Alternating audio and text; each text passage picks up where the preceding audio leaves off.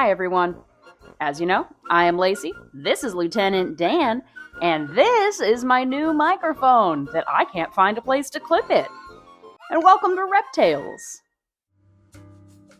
Now, today, we've got an oldie but a goodie. We're talking about an urban legend that I swear to God, everyone has mentioned after they found out I had a snake. It's the classic. Everyone knows it. Who owns a snake? My friend. Yeah, my friend. They had a pet snake, and she had the snake forever, and the snake would sleep in her bed.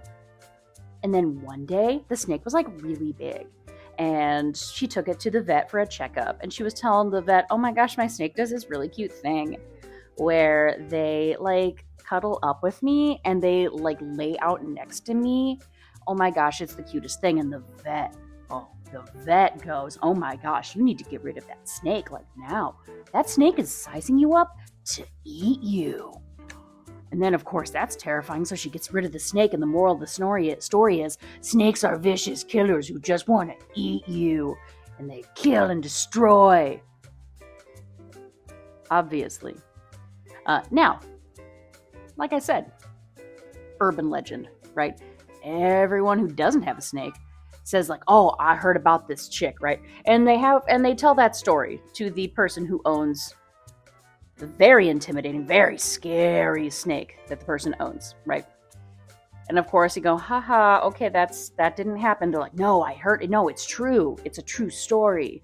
And everyone's always fighting with you, right? Because snakes are so scary. Like Lieutenant Dan here, he is a visage of terror. Look at that fear. He gonna eat you. Obviously. So that is not how snakes work. Firstly, snakes do not calculate and plan for years and years to eat the warm monkey that feeds them.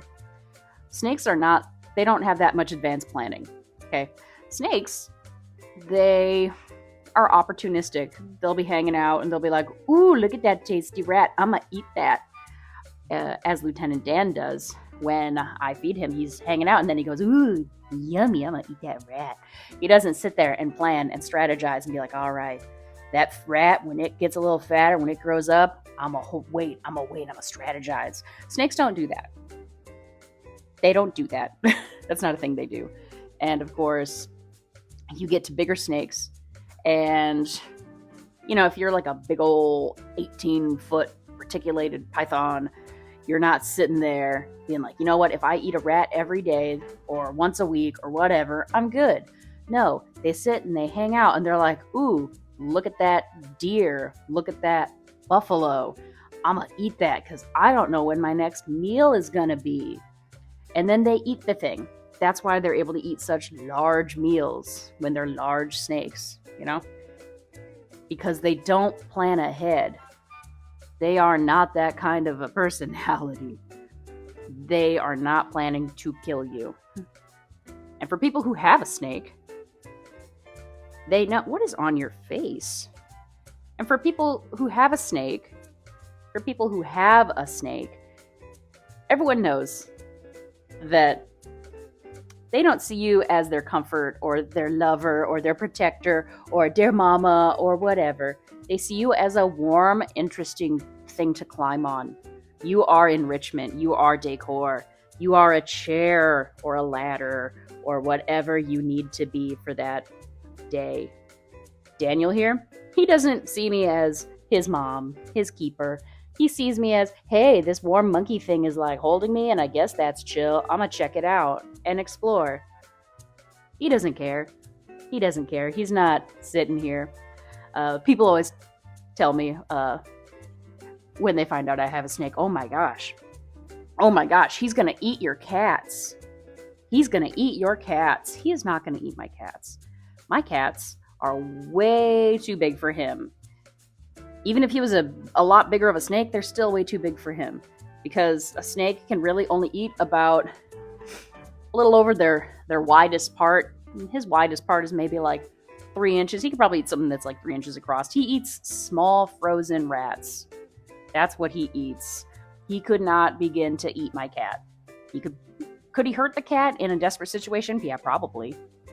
But it's not gonna sustain him. And he is very stretchy. He is a very stretchy boy, but you're not fitting a full-grown cat in that belly.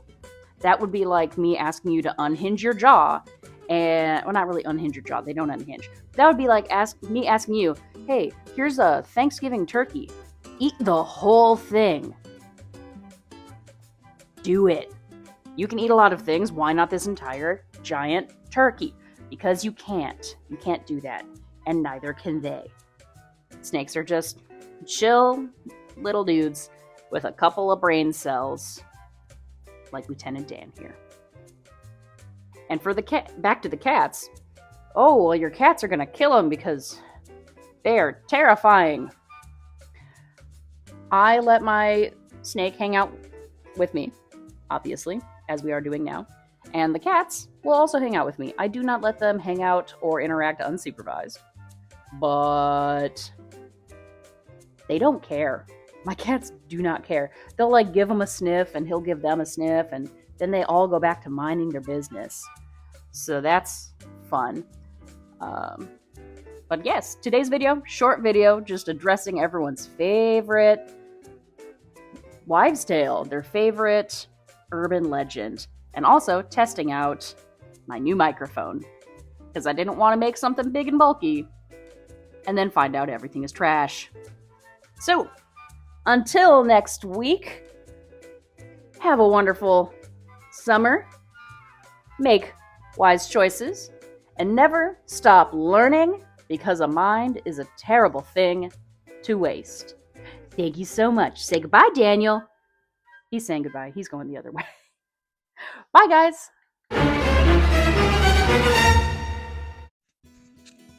Welcome to the outtakes. Friends, I've got a microphone. I know that when I was in Minnesota and we were checking out those water snakes and we were by that water and then there was the wind and the sound quality, I can't talk, the sound quality was kind of trash. I heard you because I couldn't hear myself and I got a mic. Thank you very much. Here's hoping this helps. It sounds really muddy if I have it down here, and it's real off if I hold it over here or clip it over here. I want to know if I'm mostly checking to see if the sliding business is awful.